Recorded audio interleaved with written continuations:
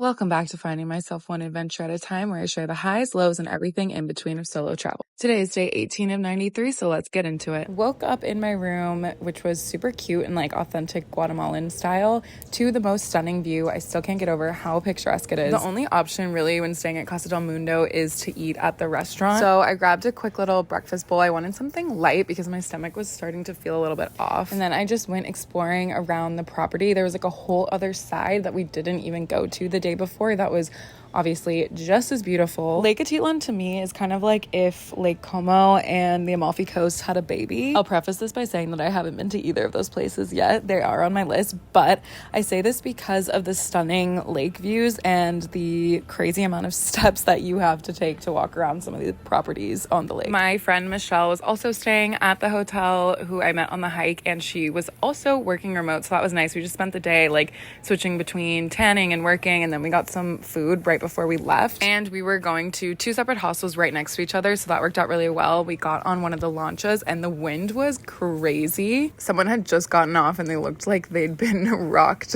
a little bit. As you can see, there's a lot of motion, and they were like, you shouldn't sit in the front. So of course we sit in the front, and it was a wild ride. I was honestly kind of scared that my suitcase was gonna fall off the top. Finally, I made it to the hostel. I stayed at La Iguana in Santa Cruz. It had a really nice common area with hammocks and some viewing platforms for another gorgeous view of the lake, which was super nice. Then we did family dinner. They host it every night for an additional charge. It's just a nice way to hang out with other travelers, and also there are some food options outside of the hostels, but it's definitely easier to just eat where you're staying because in this part of the lake there's not a ton of restaurants. After dinner, I decided to go back to my room, which had a very interesting layout. It's kind of hard to go back to shared dorms after staying in privates, but that's just showbiz. I brought this portable heating pad with me because I get horrible back cramps during my time of the month, so I put that on and then took myself to bed.